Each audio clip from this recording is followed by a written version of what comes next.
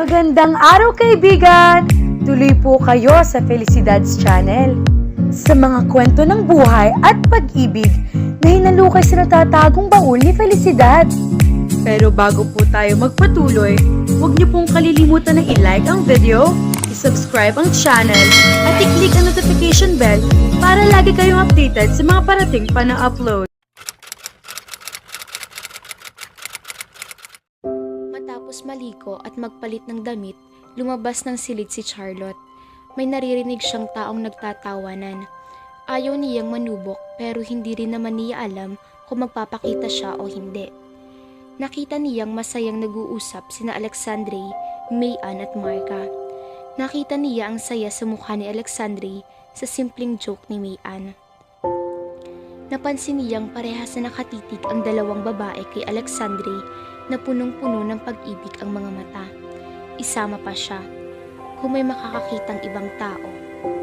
Tumalikod na siya at bumalik sa kanyang kwarto. Di niya namalaya na nakatulog pala siya. Nagising na lamang siya sa ugong na papalayong sasakyan. Mabilis na lumapit sa teres upang silipin ang paalis sa sasakyan. Tangyang ilaw na lamang sa likuran ang kanyang naabutan.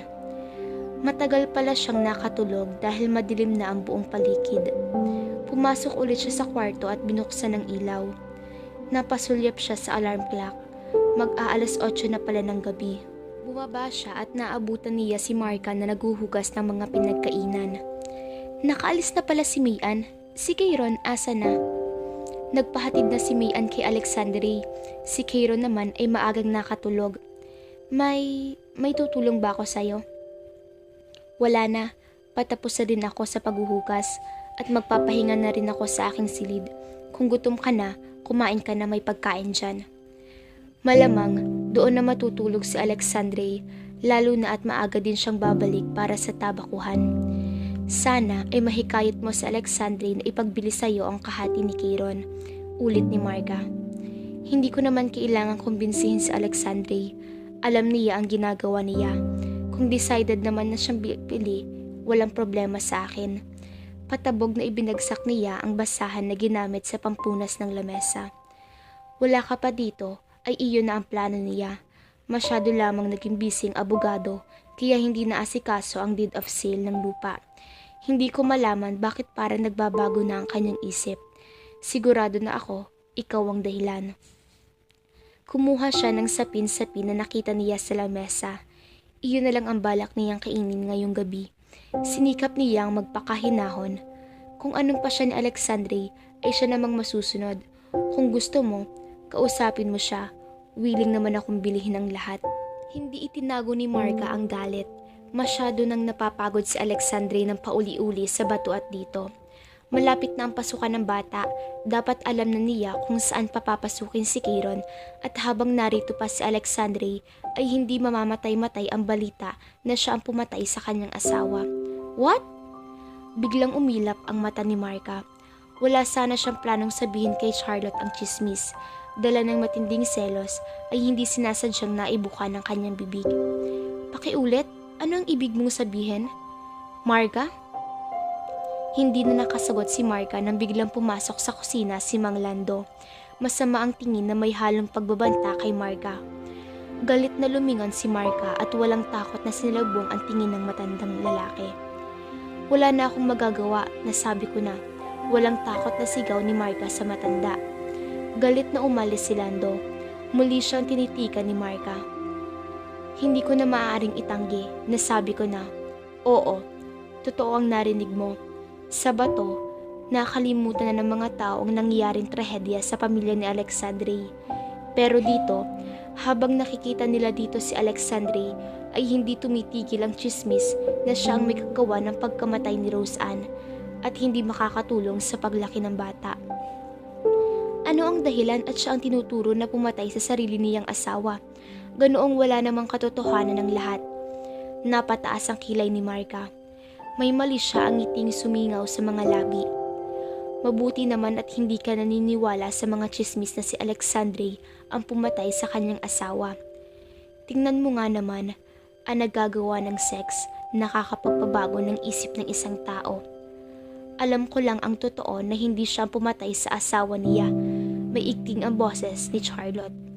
Bakit hindi mo kausapin ang lahat ng tao sa lugar na ito? Baka maniwala sa'yo. Sa tiyahin ni Roseanne, sa babaeng sana ay muli niyang pakakasalan, pero tinalikuran siya dahil sa bintang na mamamatay tao si Alexandre. Ibig sabihin, may ibang babaeng binalak pakasalan si Alexandre? May nakuha ba silang ebidensya na nag-aakusa na si Alexandre ay isang mamamatay tao? Masamang tingin ang muling pinakawalan ni Marga. Wala itong maisagot sa kanyang tanong. Nalulugi ang pataniman ni na Alexandre noon. Sa bangko pupunta ang mag-asawa para ayusin ang loan nila. Pagkatapos ay magpapacheck up si Rose dahil malapit ng mga anak. Inisip ng iba na may alam na si Alexandre tungkol sa mamanahin ng kanyang asawa. Siyempre, kung mamamatay nga naman si Roseanne, kay Alexandre lahat mapupunta ang yaman. Ang malaking halaga ng kabahagi ni Roseanne ang katuparan ng kanyang mga pangarap. Ayaw ni Roseanne ang buhay dito sa bato. Gusto niya ng marangay ang buhay sa syudad. At tiyak na nagagastusin lahat ni Roseanne para sa pansarili ang kanyang mamanahin. Kaya pinaghinalaan si Alexandre na siyang may kagagawan sa pagkamatay ni Roseanne. I can't believe it, she muttered, as if it to herself. In her visions, she could feel Roseanne's love for her husband. Pero alam niyang hindi nagsisinungaling si Marga sa ginawang pang-iwan ni Roseanne kay Alexandre. Wala akong pakialam sa opinion mo, Charlotte. Concerned lang ako sa mag-ama. Masyado na ang pasakit na pinagdaanan ni Alexandre.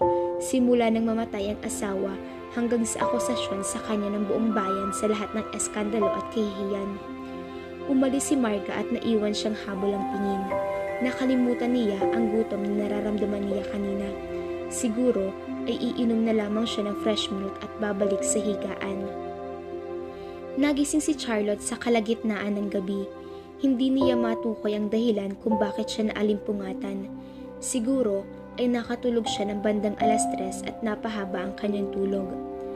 Sa ilang araw niyang pananatili sa mansyon, nasanay na siya sa bawat tunog na kanyang naririnig. Sigurado siya, hindi ingay ng kuliglig ang naririnig niya. Kinuha niya ang cellphone sa ilalim ng kanyang kama. Doon niya inilagay yon habang hinihintay ang tawag ng kanyang mami. Tuna ng umaga, basa niya sa orasan na nagmumula sa phone. Narinig niya ang mahinang tunog. Pigil hininga ang kanyang ginawa. Nagmumula ang tunog sa may pinto papuntang teres. Kaagad siyang bumangon at naupo sa gilid ng kama nang masiguradong wala na ang yabag na kanyang nararamdaman. Parang may gustong magbukas ng pinto sa may teres. Baka si Alexandre ang taong nagtatangkang magbukas ng pinto. Pero sinigurado ni Marga na hindi ito matutulog sa mansyon. Kung Alexandre ang nasa kabilang pinto, siguro siya nakakatok ang lalaki. Palakas ng palakas ang pag-ikot ng doorknob.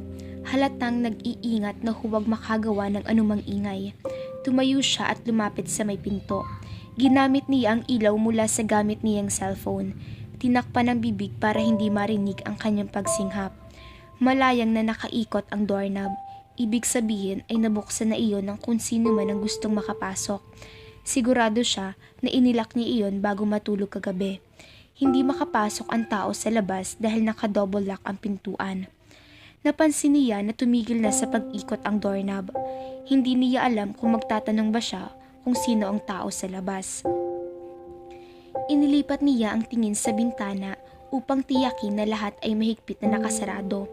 Mula sa liwanag ng ilaw buhat sa labas na tanaw niya ang anino ng tao sa labas. Kaagad niya pinatay ang ilaw sa cellphone. Lalaki ang tao na nasa labas ng bintana. Naghahanap ng bukas na bintana ang lalaki sa labas ng bahay. Pero hindi rin ito magawang pumasok dahil napapalibutan ng Iron Girls ang mga bintana. Malakas ang kabog ng kanyang dibdib. Matagal siya sa ganoong posisyon. Maya-maya pa ay nawala ang anino ng lalaki. Hindi siya nangahas na bumalik sa higaan niya. Malapit sa bintana ang kinatatayuan ng kama niya. Nakatulog na siya. Bigla siyang napatingin sa pinto nang katukin siya ng tinig ng isang bata. "Mami Charlotte, gising ka na po ba?" Dahan-dahan siyang tumayo at ramdam niya ang sakit ng kanyang katawan. Lumapit siya sa pinto at binuksan iyon. Si Marga ang nabungaran niya na may hawak na umuusok na kape. Tama po ako, Tita Marga. Gising na po si Mami Charlotte, nakangiting sabi ng bata. Good morning! Amoy ng mainit at mabangong kape ang kanyang nalalanghap. Hindi ako may gusto na magdala ng kape, kundi ang batang yan. Dahil tiyak, marami pa ang tapon bago yan makarating dito. Ako rin ang mahihirapan sa paglilinis, kaya ako na lang ang nagpanhik. Isang ngiti ng pasasalamat ang pinakawalan niya kay Marga, diretso kay Kiron. Matapos abutin ng kape, ay kaagad niyang tinikman. Lalo siyang nagising sa init na gumuhit sa kanyang lalamunan. Ang sarap mo palang magtimpla ng kape, Marga. Salamat sa masarap na kape. Binaliwala ni Marga ang sinabi ni Charlotte at kaagad nang umalis ang babae. Kung nagugutom ka, ay may pagkain sa baba, patalikod na sabi ni Marga. Kanina ko pa po kayo hinihintay magising para sabay sana tayo mag-breakfast. Pero nagutom na po ang tummy ko, paliwanag ni Kiron na sumampas sa kama at nagtatalon doon. Where's my morning hug and kiss, baby? Lumapit ang bata at gigil na niyakap at hinalikan siya sa pisngi. Sana, totoo na lang kitang mami, umaasang sabi ng bata. Totoo po, gusto ko po talaga kayong maging mami. Bumalik sa kama at nagtatalon na naman. Tumayo sa kama at lumapit sa pinto, papuntang terrace at binuksan ang pinto. Malamig at presko ang pang-umagang hangin na humahampas sa mukha ng dalaga. Mamasa-masa ang sahi gawa ng ampiyas ng ulan kagabi. Panaginip lang ba ang lalaki na nagtangkang pumasok kaninang madaling araw? Pero hindi siya sigurado na may tao sa labas ng pintuan niya. Sinilip niya ang garahe kung saan inilagay ni Alexandre ang kanyang sasakyan at hindi siya umuwi kagabi. Pinagmasdan niya ang kapaligiran, pagkatapos ay lumakad papunta sa may bintana. Hindi niya alam kung ano ang kanyang hinahanap. Siguro ay ebidensya na magsasabi na may mga tao nga doon kaninang madaling araw. Isang upo sa sigarilyo ang napansin niyang nakaipit sa isang rehas ng bakal. Basang-basa na at tanging dulo na lang ng sigarilyo ang natitira. Mami Charlotte, ano pong tinitingnan ninyo? Walang muwang na tanong ng bata. Wala. Tara na sa kitchen. Samahan mo ako mag-breakfast. Huwag mong pababayaan si Kiron. Napakalikot ng batang iyan. Walang balak payagan ni Marga si Kiron na sumama sa kanya. Kaya lamang ay ayaw tumigil na iyak ng bata. Don't worry, Marga. Mabilis lang kami. Mag-grocery lang ako ng ilang gamit ko. Isinakay na niya si Kiron at sinuutan ng seatbelt. Bakit po dito ako sa likod? Kapag si Daddy kasama ko, sa unahan niya ako pinauupo. Ginigil niya ang ilong ni Kiron. Si Daddy iyon. Basta mag-behave ka, baby, ha? Paalis na sila nang marinig niya ang tunog ng telepono. Kaya napilitang pumasok ng bahay si Marga. Pinakain muna niya ang bata bago pa sila dumiretso sa grocery pagkatapos ng humigit kumulang 1 oras. Nawili pa si Kiron sa paglalaro. Ang saya ko, Mami Charlotte. Sana ikaw na talaga ang totoo kong maging mami. Dahil ba pinakain at pinaglaro kita dito? Kaya gusto mo na ako maging totoong mami? Hindi po. Wala na talaga akong mami. Ayaw ko naman sa iba. Ikaw lang ang gusto ko na maging mami. Andiyan naman si Tita Marga mo. Inaalagaan ka niya. She hated to say that. She was fishing. Naiinis siya sa kanyang sarili, pero ang totoo, talagang nakakadama siya ng selos kay Marga. Napasimangot ang bata. Tita Marga? Lagi naman siyang wala. Hindi niya maintindihan kung anong ibig sabihin ng mata. Next time, Mami Charlotte, sa iba naman po tayo. Kung palaging payagan ng daddy mo, every week magbabanding tayo, ang natatawang sagot sa bata. Promise? Promise. Finish your food, punta na tayo sa grocery. Ubos. Hindi dito natapos ang sasabihin nang may mapansin ng bata. Nangingislap ang mata ng bata na napatingin sa likuran niya. Si Miss Mian at si Mang Boy.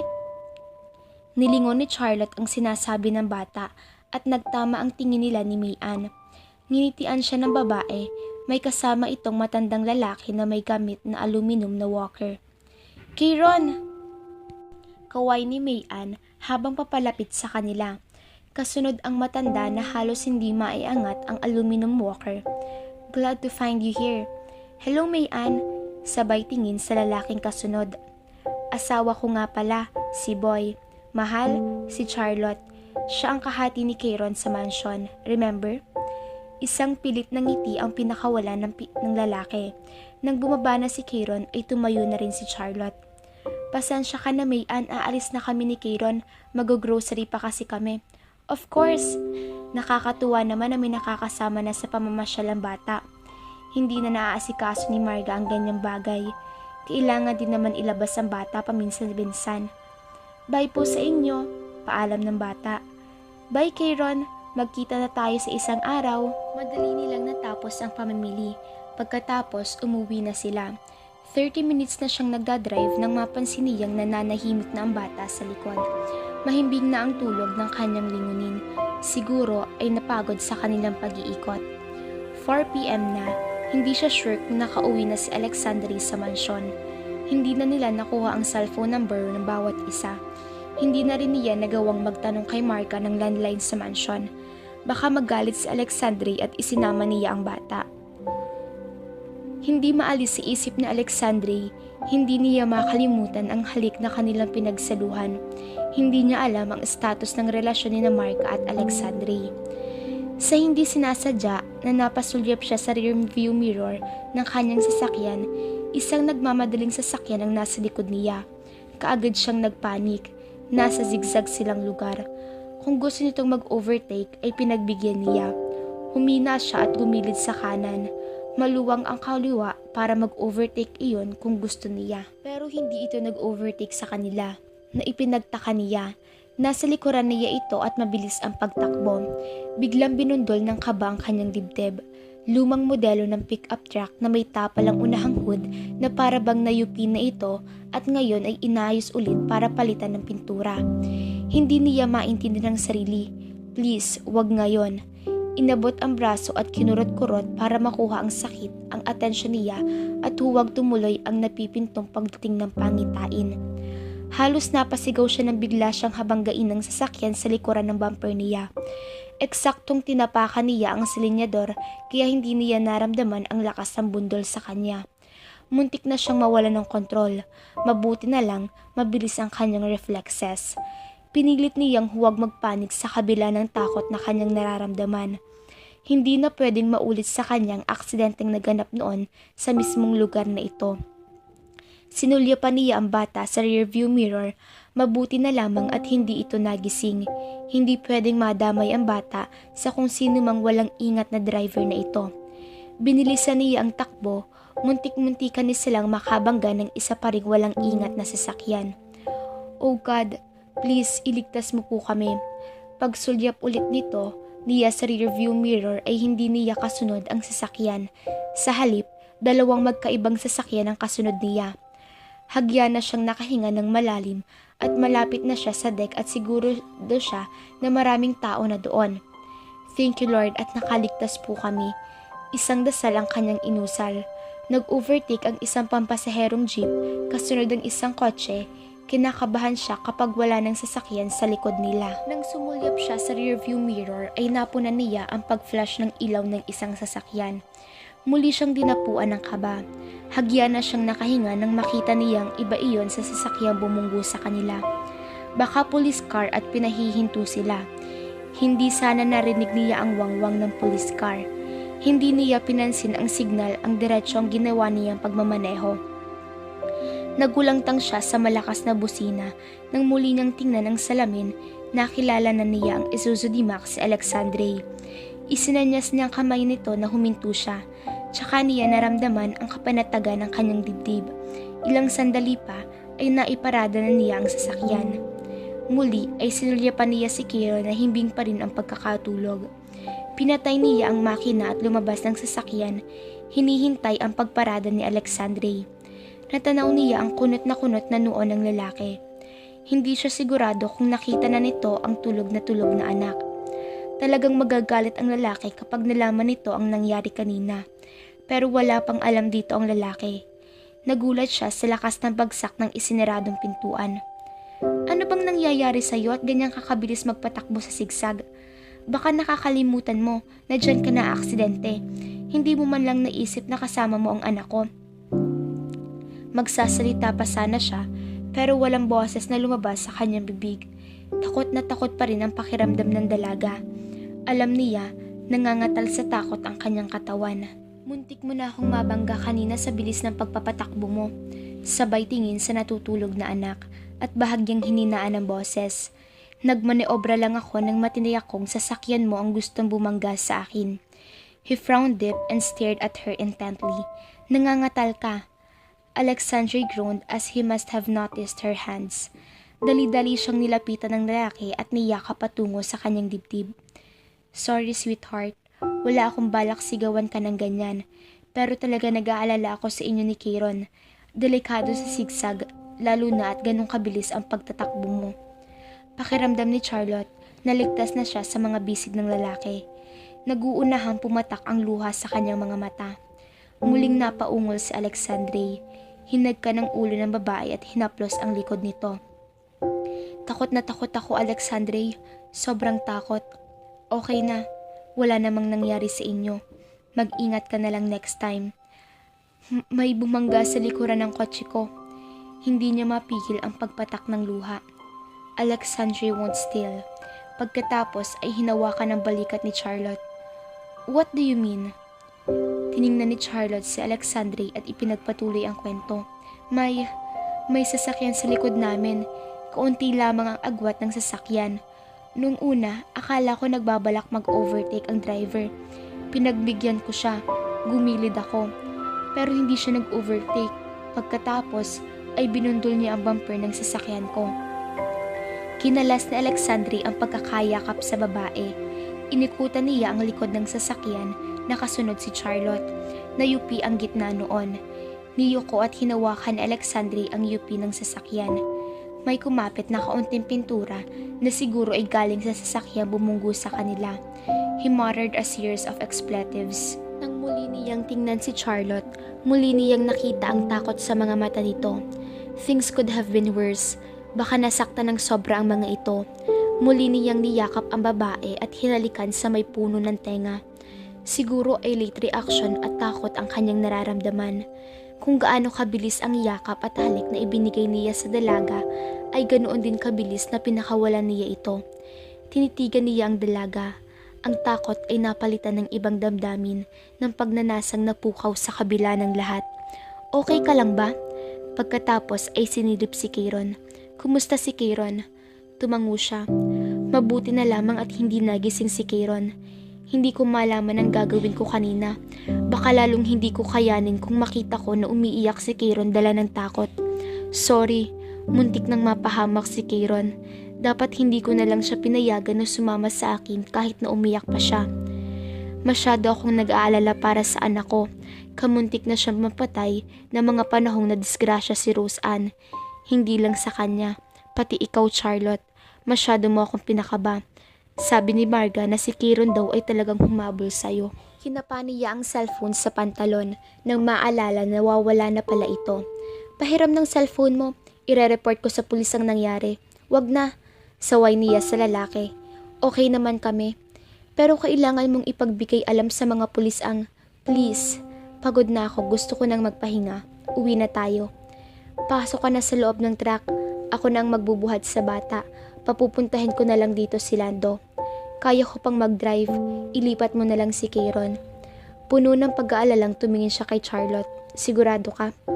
Oo, pababa na naman tayo. Binuksan ni Alexandre ang pinto ng sasakyan ni Charlotte para kuhanin ang bata. Pero saktong nagising na ito at tila nagulat nang makita ang kanyang daddy. Isang ngiting buhat sa bata ang pinakawalan nito. Daddy! Hello anak, sabay gulo sa buhok ng bata. Daddy, kumain at naglaro kami sa Jollibee. Alam ko anak, huwag mong tatanggalin ang seatbelt mo. Nasa likod lang ninyo ako. Isira na rito ang pinto ng driver's seat. Niyuko siya. Drive slowly. Kahit abutin pa tayo ng hating gabi bago makarating ng bahay, okay lang. Pagdating ng bahay ay dumiretso na sa itaas si Charlotte. Tumuloy siya sa terrace, ang lugar kung saan siya nakakita ng upos na sigarilyo. Siguro, natangay ng hangin o baka naman naglilinis na si Lando o Marga.